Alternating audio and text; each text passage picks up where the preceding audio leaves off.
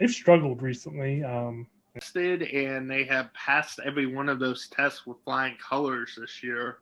Um, I saw them this week play North Nodaway, who we'll get into momentarily here.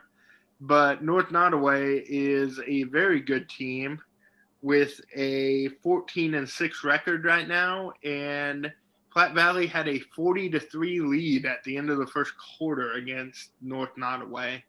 It was about the most dominant quarter of basketball I've ever seen, and they did that not against a Union Star or this year's Mound City team, anybody who's struggling really. They did that against North Nodaway, who's a really good basketball team, has a really one of the better backcourts in the area, and not from Platte Valley. So, just a really impressive win for them. Anthony, do you have any argument with the likelihood that Platte Valley is going to be the number one seed here, and what do you see in their postseason future? Well, I think we talk about this every week, um, and like I told you earlier, this this bracket's all about seeing who's going to finish second to Platte Valley. Um, I felt good about that being North Nodaway. They've struggled recently, and just maybe it seems like everything injury wise is starting to catch up with them. South Holt hasn't been real impressive this year. So really, I mean, knowing who's going to win the district, barring something just insane happening, makes it seem like it would be a boring tournament. But I kind of see it as the opposite. Nodaway Holt's been playing a lot better. Good enough that they could probably hang with the North Nodaway. And then you have, West Nodaway, Northeast Nodaway, teams that, have been improving. So while, Platte Valley is, the heavy favorite, with the rest of that bracket, it could make for an interesting tournament.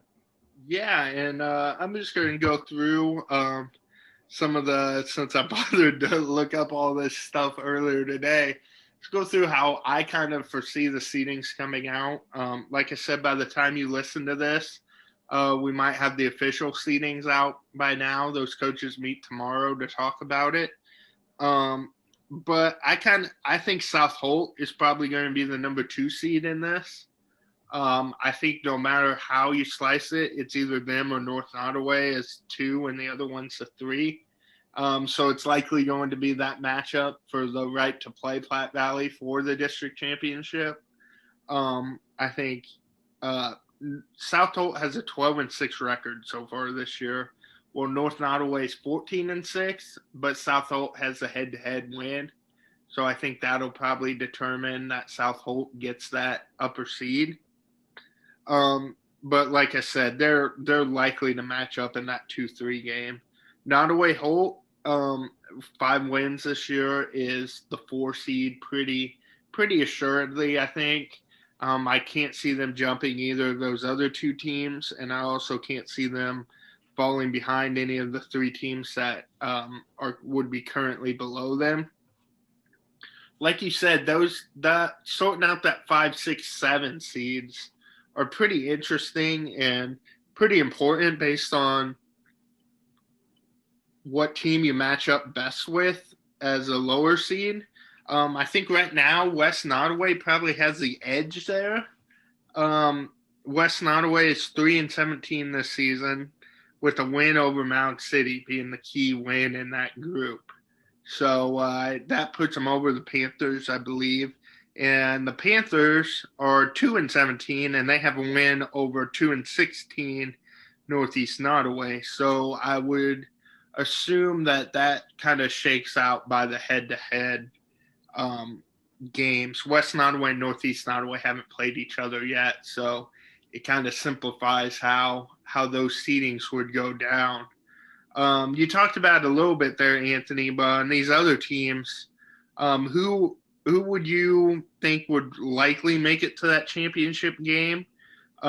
Just so everybody knows, that would make the the matchups, if it would come out like that, would be Nodaway Holt versus West Nodaway in the 4-5 matchup for the right to play Platte Valley in the semifinals. And South Holt would play Northeast Nodaway in the 2-7. And then the 3-6, it would be North Nodaway and Mount City. Yeah, it's got to be North Nodaway. I respect the Jacksons and their coaching ability, and there's still enough talent on there. They listened last week, so now you're being nice to see me, Lindsay.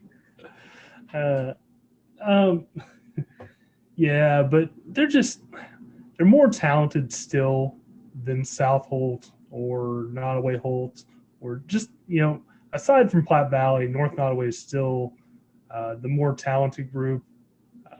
They're the better coach group. No offense to my guy, Coach Peterson. But I feel like when they'll get things figured out over the next 3 weeks, and I think they'll be ready to go in this tournament. And like I said about their last tournament, if they don't make it to the championship game, I think again a major disappointment. Despite all the adversity they've had to face this year, they're still talented enough that they should be facing Platte Valley. And by then, hopefully, it's a better matchup than you saw the other night. Yeah, like you said, you mentioned Nodaway Holt initially in that too. Just the way the seedings are going to shake out, honestly, they're not going to be in contention to make the championship game, I don't think, unless something very strange happens with the seeding tomorrow. It's going to be South Holt, North Nodaway, Northeast Nodaway, and Mount City on that half of the bracket. That all, like, there's a better chance 7th-seeded Northeast Nodaway, I think, makes the final than somebody out of that top half that's not named Platte Valley makes the final. So that's really what I'm focusing on, is that bottom half of the bracket. I do think Nodaway Holt can beat West Nodaway to make it to the Platte Valley game, even though I think West Nodaway's grown a lot this year under we mentioned before we started recording, Tim Collins done such a good job with that group, and they just play really well. It's a different West Nodaway team than I know I missed last year, so I can't speak on last year's team, but just those teams before I left, this team is a way different vibe than any of those teams had. They're a quality team, but I think Nodaway Holt would beat them. And then, in Nodaway Holt, they've grown a lot too this year. Yeah. Especially since Christmas break. And Coach Jenkins done a great job with them as well. Especially a team that's has a real lack of depth. They've been impressive with what they've been able to do. Shorthanded in the COVID year, they've done a good job. Finding that third guard in Emma Bohannon next to Krista Holt or Krista Hart and Kaylin Edmondson was huge for them. Also, I think Riley Brown's been a lot better off the bench as a guard.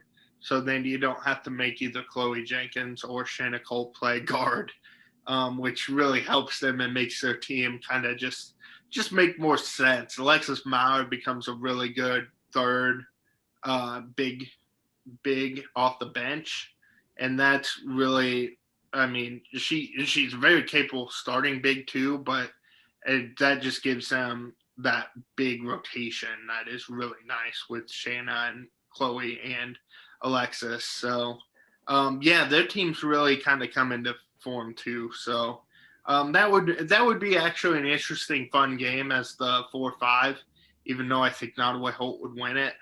But like I was saying before, it's really the bottom part of the bracket that is the most interesting to me.